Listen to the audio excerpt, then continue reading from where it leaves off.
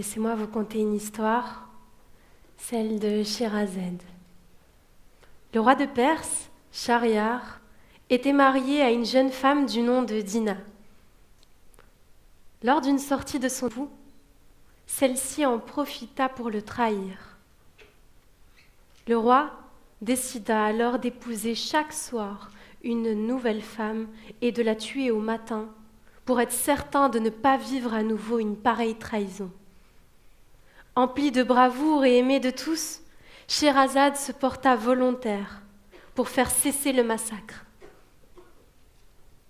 Elle mit au point un stratagème qui lui permit de lui laisser la vie sauve.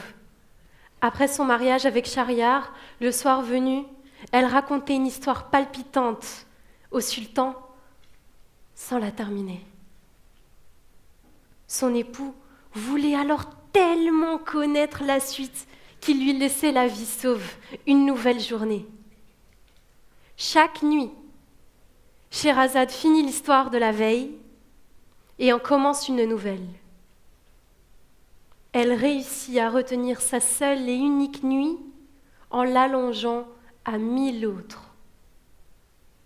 Jusqu'à ce que le roi soit épris d'elle, abandonne son projet et reconnaisse ses qualités de cœur et d'esprit. Si Scheherazade a su prolonger sa nuit, le capitalisme, lui, les a raccourcis. Tous deux ont retenu à leur manière la nuit. Le capitalisme a permis l'essor des lumières artificielles et du changement d'heure. Tout a été fait pour prolonger le jour et retenir la nuit, l'empêcher d'arriver. Économie d'énergie, production innombrable, heures de travail supplémentaires, on place volontairement la nuit dans une salle d'attente pour faire profit du soleil et de la lumière. Mais l'inverse, c'est aussi vrai. L'être humain est tellement ambivalent qu'il a trouvé une manière de retenir la nuit plus longtemps, faire en sorte qu'elle dure un peu plus. Lorsque la nuit a été trop courte à votre goût, que la fatigue embrasse peu à peu vos membres jusqu'à les engourdir, que vos paupières deviennent trop lourdes, une solution s'impose, la pause. Je vous propose une petite parenthèse de repos dans votre journée surchargée de stress et de travail, un bar à sieste. À quelques stations seulement de l'IEX, vous trouverez de confortables lits, agrémentés d'une couette moelleuse, d'un casque à réduction de bruit et d'un masque à sommeil. Et si cette nuit que j'ai retenue pour vous ne suffit pas, j'en ai une autre en réserve. Un peu plus étoilée, celle de Van Gogh. Une nuit capturée depuis 1889, retenue entre les murs d'un musée à New York. Il l'a attrapée pour nous l'offrir autant de fois que l'on souhaite. On retient la nuit.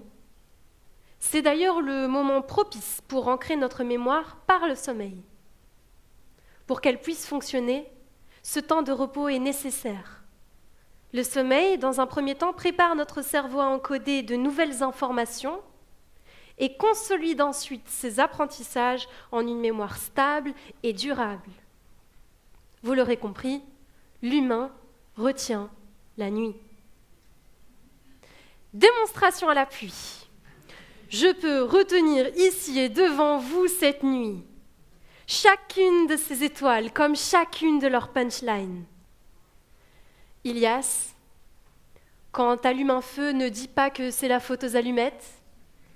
Valentine, c'est déjà assez compliqué de vivre, mais alors exister est un art que l'on ne peut pas maîtriser d'un claquement de doigts. Vinciane, n'écoutons plus César et son V8, V10, V6, ou Horace et son Carpe Diesel. Cyrine, exister, c'est refuser de participer à l'enfer des autres. Non seulement on peut, mais à bien des égards, on se doit de la retenir.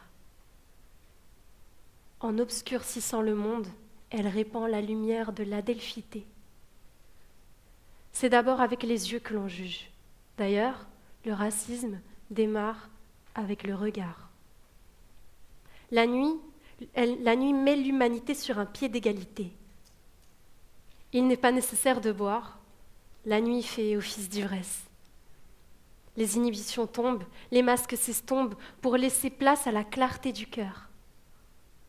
Dans cette opacité ne se distingue ni croix, ni hijab, ni kippa. Il fait trop sombre pour classifier à partir de nos différences, nos couleurs, nos apparences. Pas de hiérarchie dans la nuit. Les chats n'y sont-ils pas tous gris? Ou plus poétiquement, comme l'écrivain français Louis Calafert nous le partageait, à l'heure où les hommes s'endorment, une seconde catégorie d'hommes se montre à nu. La nuit leur permet de vivre sans témoin, enfin. Voilà un décor d'obscurité, où le sens et l'ouïe et du toucher sont décuplés. La nuit nous invite à explorer nos autres sens. En écoutant l'autre, avant de le regarder, tu le redécouvres. En touchant l'autre, sa négation n'est plus possible. Tu connais mon nom. Tu te doutes certainement de ma religion. Je ne t'en veux pas, je te le promets. Mais je sais que tu t'es déjà fait une idée de moi avant même de m'écouter. Et moi, je suis désolée. Je me suis imaginé un tas de choses la première fois qu'on s'est rencontrés. Alors, je nous invite, toi et moi, à accepter ce cadeau qu'elle nous offre. Retenons la nuit le temps qu'il nous faut pour nous aimer. Écoute-moi. Rencontre-moi. Avant que le jour ne se finisse et que les clichés ne se réveillent. Parce que le jour va arriver. Je la retiens la nuit, je ne l'enferme pas. Alors avant que mes bras lâchent, Inès, je te fais une place. Pardon, je te cède la place. Au milieu de cette scène, au milieu de cette nuit. Par tes mots, relaye-moi, retiens-la.